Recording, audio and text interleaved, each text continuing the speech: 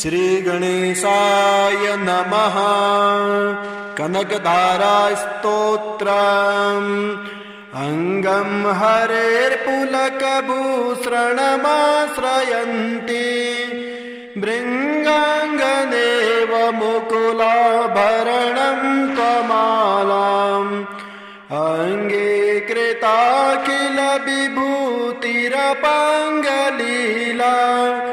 माङ्गल्यदास्तु मम मङ्गलदेवतायाः। मुग्धा मुहुर्विदधति वदने मुरारे प्रेमत्रपा प्रणिहितानि गतागतानि मालादृशोर्मधुकरीव महोत्पलेया सा मे श्रियं दिशतु सागरसम्भवायाः। विश्वमरेन्द्रपदविभ्रमदान्ददक्ष आनन्दहेतुरधिकं मुरविद्विषोऽपि ईषन्निषीदतु मयि क्षणमीक्षणार्धम् इन्दीवरोदरसहोदरमिन्दिरायाः। आमीलिताक्षमधिगम्य मुदा मुकुन्दम् आनन्दकन्दमणिमे समनङ्गतन्त्रम् आकेकरे स्थितिकनि निकपाक्षनेत्रम् भूत्यै भवेन्मम भुजङ्गशयाङ्गनायाः। बाहुवन्तरे मधुजितः श्रितकौस्तुभेया हारावलीवहरणे लमयी विभाते कामप्रदा भगवतो पिकटाक्षमाला कल्याणमावहतु मे कमलालयायाः। कालाम्बुदालिललितो रसिकैटभारे धाराधरे स्फुरतिया तडदङ्गनेवा मातुः समस्तजगतां महनीयमूर्तेः भद्राणि मे दिशतु भार्गवनन्दनायाः। प्राप्तं पदं प्रमथतः खलु यत्प्रभावात् माङ्गल्यभाजि मधुमाथिनि मन्मथेन मय्यापते तदिहमन्तरमीक्षणार्धम् मन्दालसं च मकरालयकन्यकायाः। दद्यादयानुपवनो द्रविणाम्बुधाराम् अस्मिन्न किञ्चन विहङ्गसि सौविषणे दुष्कर्मगार्ममपनीयचिराय दूरम् नारायण प्रणयनि नयनाम्बुवाः। इष्टाविशिष्टमतयो पिययार्धदृष्ट्या त्रेविष्टपपदं सुलभं लभन्ते दृष्टिः प्रहष्टकमलो दरदीप्तिरिष्टाम् पुष्टिं कृषेष्ट मम पुष्करविष्टरायाः। गिरदेवतेति गरुडध्वज सुन्दरीति शाकम्भरीति शशिशेखरवल्लभेति सृष्टि स्थिते प्रलयके लिषु संस्थितायै तस्यै नमस्त्रिभुवनैकगुरोस्तरुण्यै श्रुत्यै नमोऽस्तु शुभकर्मफलप्रसूत्यै राज्ञै नमोऽस्तु रमणीयगुराणवायै शक्त्यै नमोऽस्तु शतपत्रनिकेतनायै पुष्ट्यै नमोऽस्तु पुरुषोत्तमवल्लभायै नमोऽस्तु नालेकनिभाननायै नमोऽस्तु दुग्धोदधिजन्मभूम्यै नमोऽस्तु सोमामृतसोदरायै नमोऽस्तु नारायणवल्लभायै सम्पत्कराणि सकलेन्द्रियनन्दनानि साम्राज्यदानविभवानि सरोरुहाक्षि तद्वन्दनानि दुरिता हरणोद्यतानि मामेव मातरनिशं कलयन्तु मान्ये यत्कटाक्षसमुपासनविधिः सेवकस्य सकलार्थसम्पदः शन्तनोति वचनाङ्गमानसौ त्वां मुरारी हृदयेश्वरे भजे सरसिजनिलये सरोजहस्ते धवलतमां सुखगन्धमाल्यशोभे भगवती हरिवल्लभे मनोज्ञे त्रिभुवनभूतिकरी प्रसीद मह्यम् दिग्धस्थितिभे कनककुम्भमुखावसृष्टा स्वरवाहिनी विमलचारुजुलप्लुताङ्गीं प्रातर्नमामि जगतां जननीमशेषा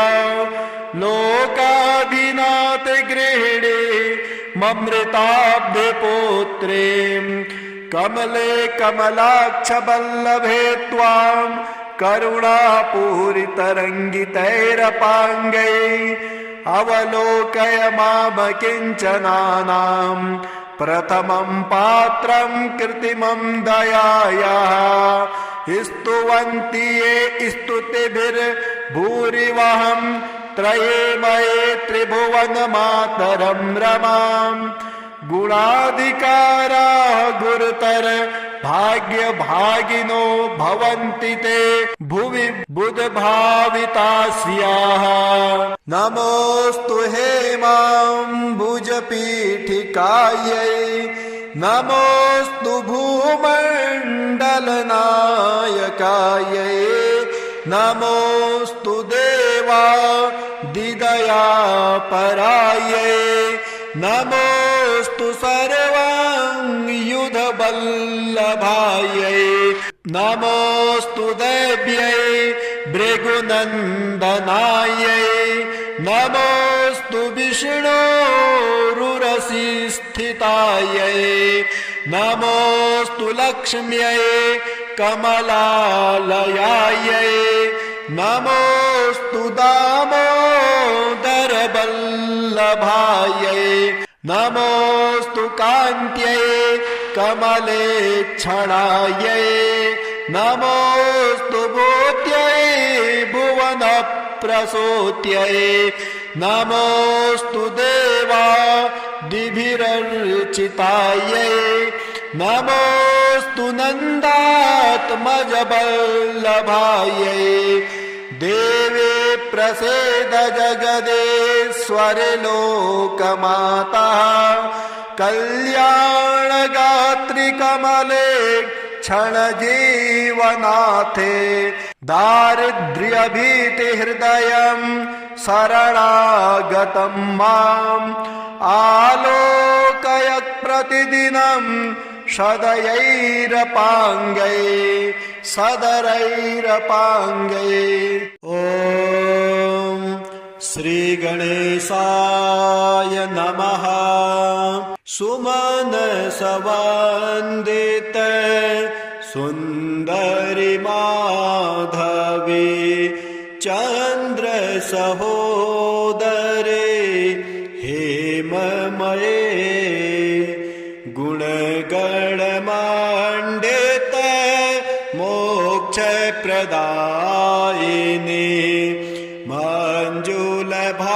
मञ्जुलभासिणी वेदनुते पङ्कजवासिनी देवसुपूजिते सद्गुणवारिणी शान्तियुते जय जय हे मधुसूदनकामिनी आदिलक्ष्मी सदा पालय माम् अहि कलिकल्मष नाशिनी कामिनी वैदिकरूपिणी वेदमये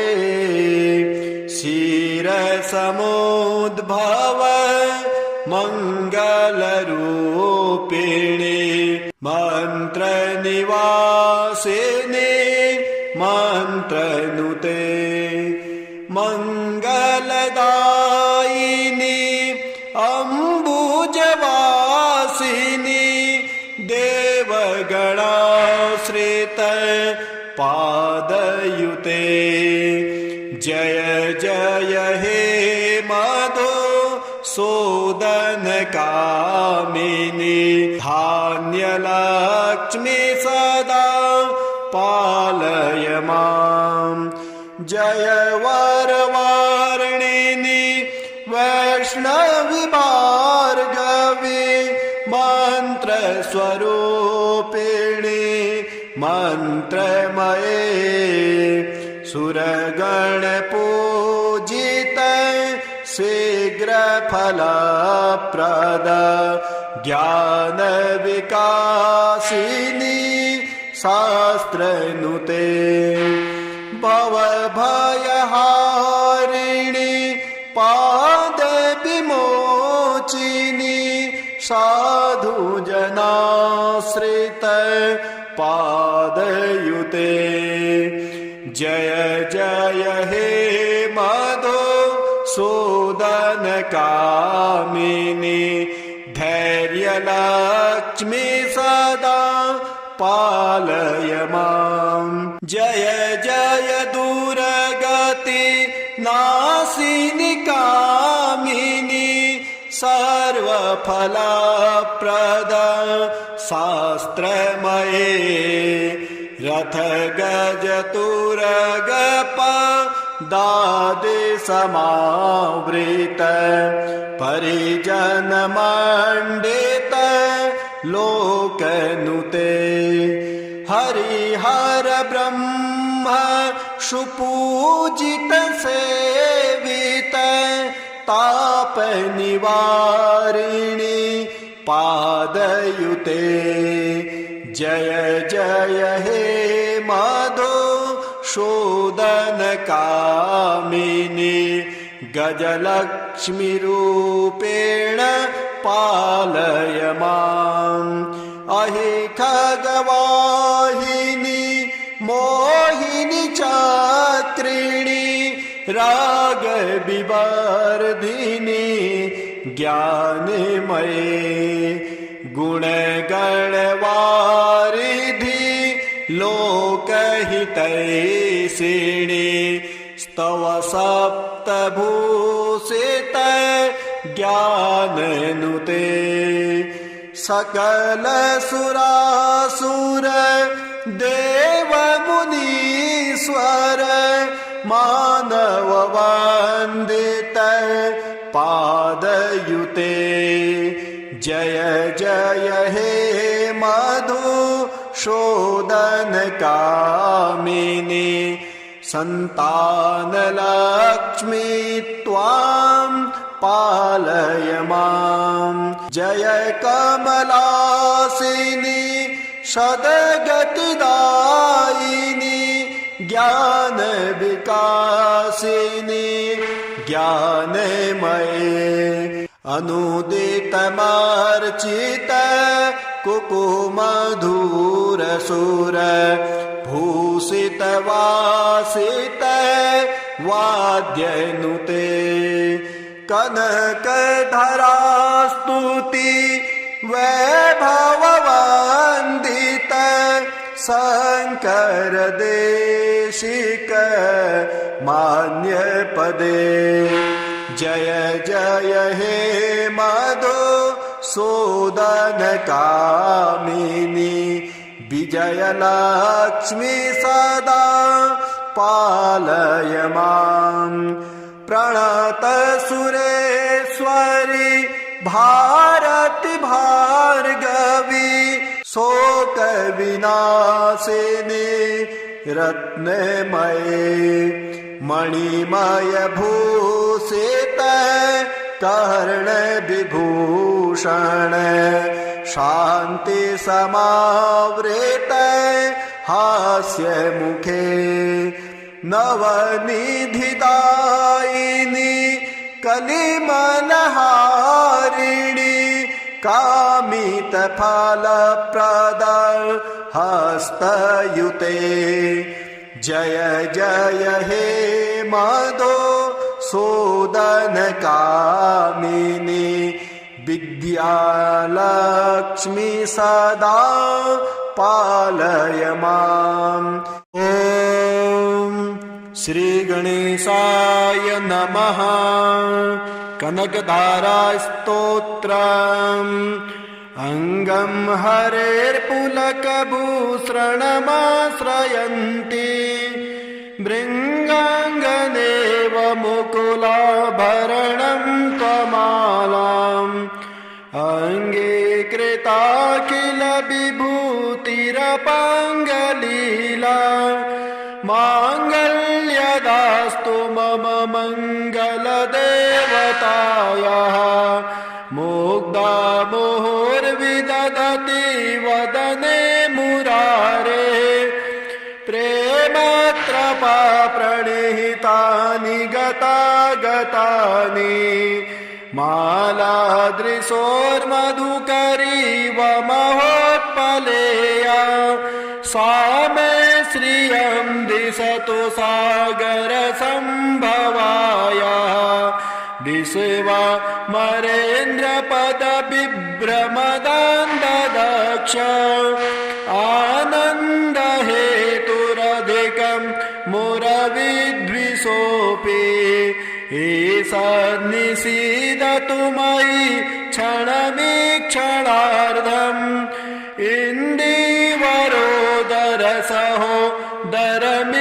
इन्दीवरोदरसहोदरमिन्दिरायाः आमीलिताक्षमधिगम्य मुदा मुकुन्दम् आनन्दकन्दमणिमे समनङ्गतन्त्रम् आकेकरे स्थितिकणि निकपाक्षनेत्रम् भूत्यै भवेन्मम भुजङ्गशयाङ्गनायाः बाहुवन्तरे मधुजितः श्रितकौस्तुभेया हारावलीवहरणे लमयी विभाते कामप्रदा भगवतो पिकटाक्षमाला कल्याणमावहतु मे कमलालयायाः कालाम्बुदालिललितो रसिकैटभारे धाराधरे स्फुरति या तडदङ्गनेवा मातुः समस्तजगतां महनीयमूर्तेः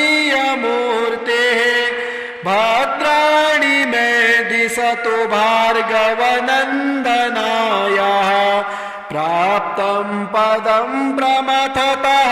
खलु यत्प्रभावात् माङ्गल्यभाजि मधुमाथिनि मन्मथेन मय्यापते तदिहमन्तरमीक्षणार्धम् मन्दालसं च मकरालयकन्यकायाः दद्यादयानुपवनो द्रविणाम्बुधाराम् अस्मिन्न किञ्चन विहङ्गसिसौ विशा कर्णे दुष्कर्मघर्ममपनीयचिराय दूरम् नारायण प्रणयने नयनाम्बुवाः इष्टाविशिष्टमतयो पिययार्धदृष्ट्या त्रेविष्टपदं सुलभं लभन्ते दृष्टिः प्रहष्टकमलो दरदीप्तिरिष्टाम् पुष्टिं कृशेष्ट मम पुष्करविष्टराय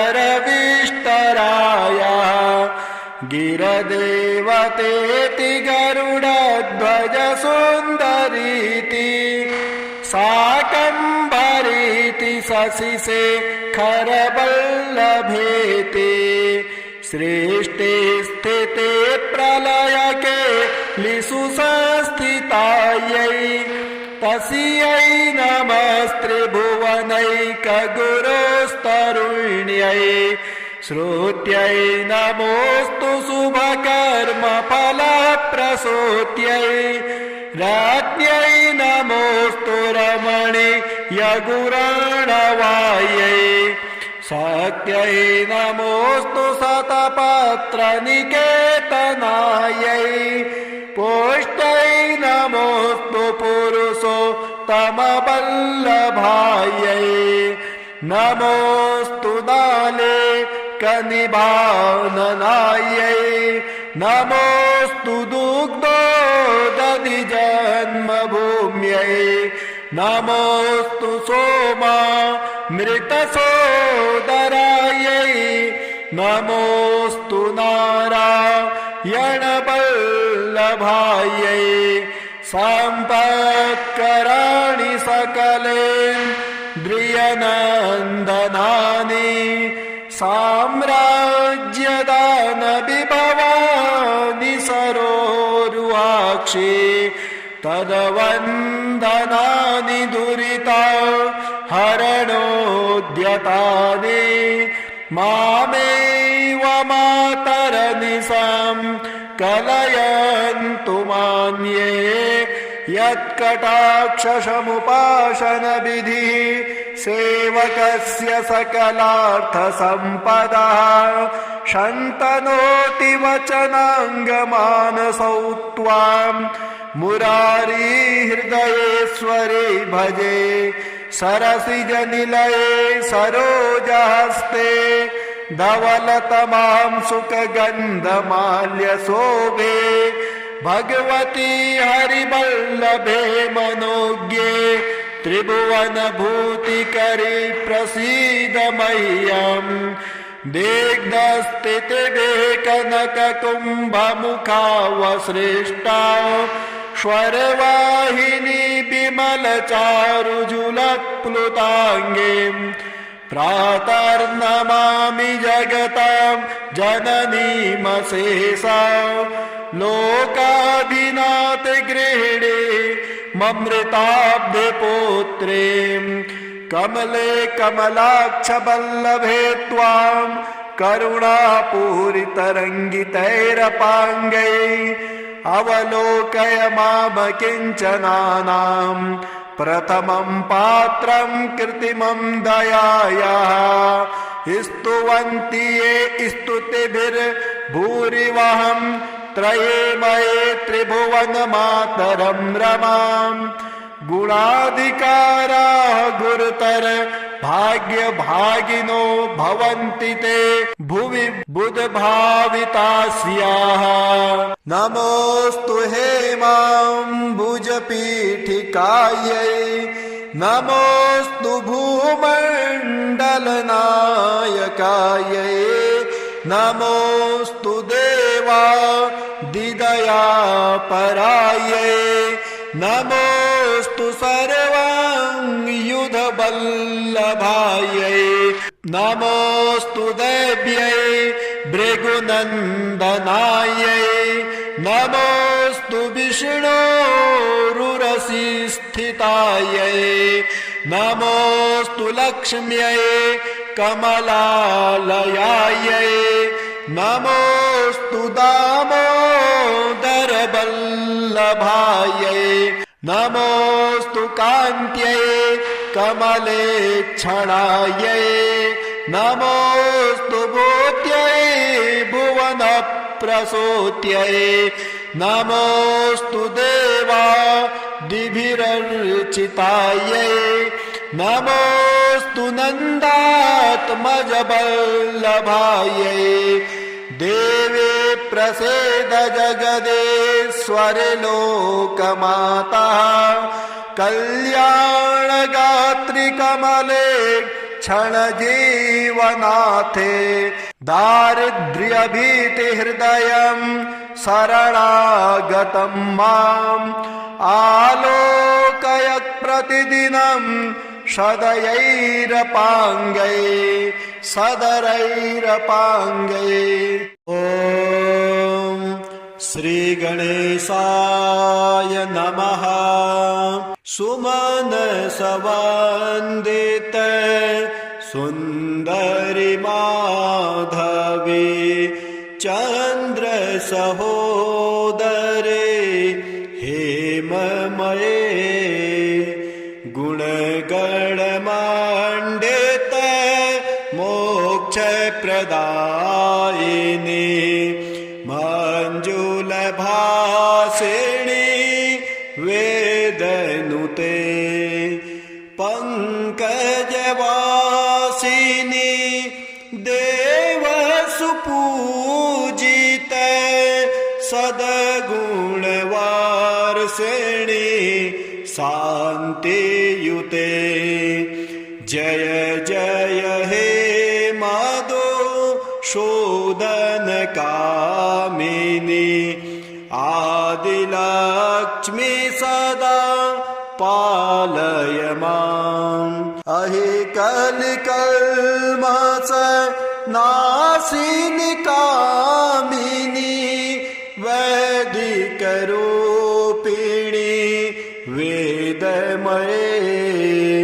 क्षीरसमुद्भव मङ्गलरूपिणी मन्त्रनिवासिनी मन्त्रनुते मङ्गलदायिनी अम्बुजवासिनी देवगणाश्रित पादयुते जय जय हे मधुसूदनकामिनी धान्यलक्ष्मी सदा पालय माम्। जय वरवारिणि वैष्णवी भार्गवी मन्त्रस्वरूपिणी मन्त्रमये सुरगणपूजित शीघ्रफलप्रद ज्ञानविकासिनी शास्त्रनुते भवभयहारिणी पादविमोचिनी साधुजनाश्रित पादयुते जय जय हे मधुसूदनकामिनी धैर्यलक्ष्मी सदा पालय माम्। जय जय दुर्गति नाशिनि कामिनी सर्वफलप्रद शास्त्रमये रथ गज तुरगप दादि समावृत परिजन मंडित लोकनुते हरिहर ब्रह्म सुपूजित सेवित ताप निवारिणी पादयुते जय जय हे मधुसूदनकामिनी गजलक्ष्मी रूपेण पालय माम् अहि खगवाहिनी मोहिनी चात्रिणी रागविवर्धिनी ज्ञानमये गुणगणवारिधि लोकहितैषिणी स्तव सप्तभूषित ज्ञाननुते सकल सुरासुर देव मुनीश्वर मानव वंदित पादयुते जय जय हे मधुसूदन कामिनी संतान लक्ष्मी त्वां पालय माम् जय कमलासिनी सद्गतिदायिनी ज्ञान विकासिनी ज्ञानमये अनुदितमर्चित कुकुमधुरसुर भूषित वासित वाद्यनुते कनकधरास्तुति वैभववन्दित शंकर देशिक मान्यपदे जय जय हे मधुसूदन कामिनी विजयलक्ष्मी सदा पालय माम् प्रणत सुरेश्वरी भारती भार्गवी शोक विनाशिनी रत्नमये मणिमय भूषित कर्ण विभूषण शांति समावृत हास्य मुखे नवनिधिदायिनी कलिमलहारिणी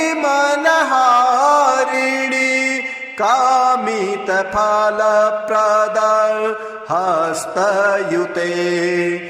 जय जय हे मधुसूदन कामिनी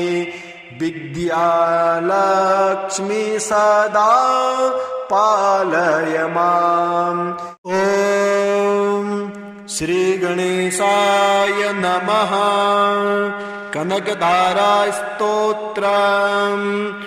अंगं हरेर्पुलकभूषणमाश्रयन्ति भृङ्गाङ्गनेव मुकुलाभरणं त्वमालाम् अङ्गीकृताखिल विभूतिरपाङ्गलीला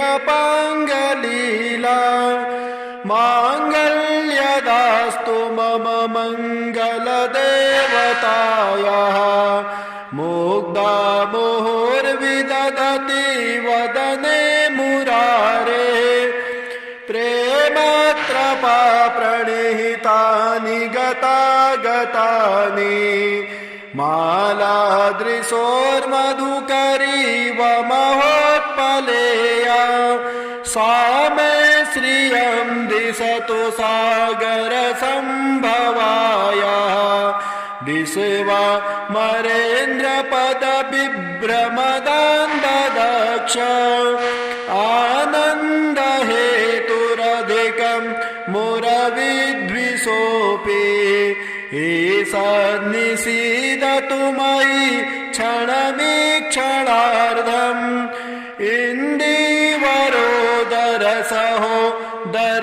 इन्दीवरोदरसहोदरमिन्दिराया आमीलिताक्षमधिगम्य मुदा मुकुन्दम् आनन्दकन्दमणिमे समनङ्गतन्त्रम् आकेकरे स्थितिकनि निकपाक्षनेत्रम्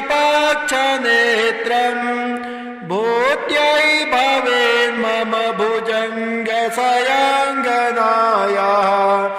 बाहुवन्तरे मधुजितः श्रितकौस्तुभेया हारावलीवहरणे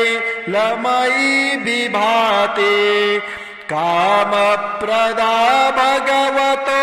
पिकटाक्षमाला कल्याणमावहतु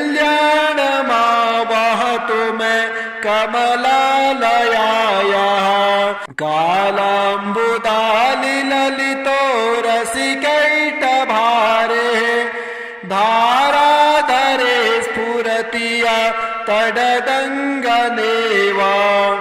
मातुः समस्तजगतां महनीयमूर्तेः भद्राणि मे दिशतु भार्गवनन्दनायाः प्राप्तं पदं प्रमथतः खलु यत्प्रभावात् माङ्गल्यभाजि मधुमाथिनिमन्मथेन मय्यापते तदिहमन्तरमीक्षणार्धम् मन्दालसं च मकरालयकन्यकायाः दद्यादयानुपवनो द्रविणाम्बुधाराम् अस्मिन्न किञ्चन विहङ्गसि सौविषणे दुष्कर्म घर्ममपनीयचिराय दूरम् नारायण प्रणयनि नयनाम्बुवाः इष्टाविशिष्टमतयो पिययार्धदृष्ट्या त्रेविष्टपपदं सुलभं लभन्ते दृष्टिः प्रहष्टकमलो दरदीप्तिरिष्टाम् पुष्टिं कृशेष्ट मम पुष्करविष्टरायः गिरदेवतेति गरुडध्वज सुन्दरीति शाकम्भरीति शशिशेखरवल्लभेति सृष्टि स्थिति प्रलयके लिषु संस्थितायै तस्यै नमस्त्रिभुवनैकगुरोस्तरुण्यै श्रुत्यै नमोऽस्तु शुभकर्मफलप्रसूत्यै राज्ञै नमोऽस्तु रमणीयगुराणवायै शक्त्यै नमोऽस्तु शतपत्रनिकेतनायै पुष्ट्यै नमोऽस्तु पुरुषोत्तमवल्लभायै नमोऽस्तु नाले कनिभाननायै नमोऽस्तु दुग्धोदधिजन्मभूम्यै नमोऽस्तु सोमा मृतसोदरायै नमोऽस्तु नारायणवल्लभायै सम्पत्कराणि सकलेन्द्रियनन्दनानि साम्राज्यदानविभवानि सरोरुहाक्षि तद्वन्दनानि दुरिता हरणोद्यतानि मामेव मातरनिशां कलयन्तु मान्ये यत्कटाक्षसमुपासनविधिः सेवकस्य सकलार्थसम्पदः शन्तनोति वचनाङ्गमानसौ त्वां मुरारी हृदयेश्वरे भजे सरसिजनिलये सरोजहस्ते धवलतमां सुखगन्धमाल्यशोभे भगवती हरिवल्लभे मनोज्ञे त्रिभुवनभूतिकरी प्रसीद मह्यम् दिग्धस्थितिवेकनककुम्भमुखावसृष्टा स्वरवाहिनी विमलचारुजुलप्लुताङ्गीम् प्रातर्नमामि जगतां जननीमशेषा लोकाभिनाथ गृहिणे ममृताब्धिपुत्रीं कमले कमलाक्ष वल्लभे त्वां करुणापूरितरङ्गितैरपाङ्गैः अवलोकय मामकिञ्चनानां प्रथमं पात्रं कृत्रिमं दयायाः स्तुवन्ति ये स्तुतिभिर्भूरिवहं त्रयेमये त्रिभुवनमातरं रमां गुणाधिकाराः गुरुतर भाग्यभागिनो भवन्ति ते भुवि बुधभावितास्याः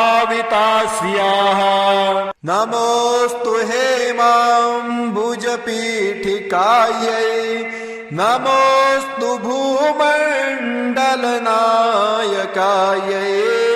नमोऽस्तु देवादिदयापरायै नमोऽस्तु सर्वाङ्गयुधवल्लभायै नमोऽस्तु देव्यै भृगुनन्दनायै नमोऽस्तु विष्णोरुरसिस्थितायै नमोऽस्तु लक्ष्म्यै कमलालयायै नमोऽस्तु दामोदरवल्लभायै नमोऽस्तु कान्त्यै कमलेक्षणायै नमोऽस्तु भूत्यै भुवनप्रसूत्यै नमोऽस्तु देवादिभिरर्चितायै नमोऽस्तु नन्दात्मजवल्लभायै देवे प्रसीद जगदेश्वरि लोकमाता कल्याणगात्रि कमले क्षणजीवनाथे दारिद्र्यभीतिहृदयं शरणागतं माम् आलोकयत् प्रतिदिनं सदयैरपाङ्गै सदरैरपाङ्गै।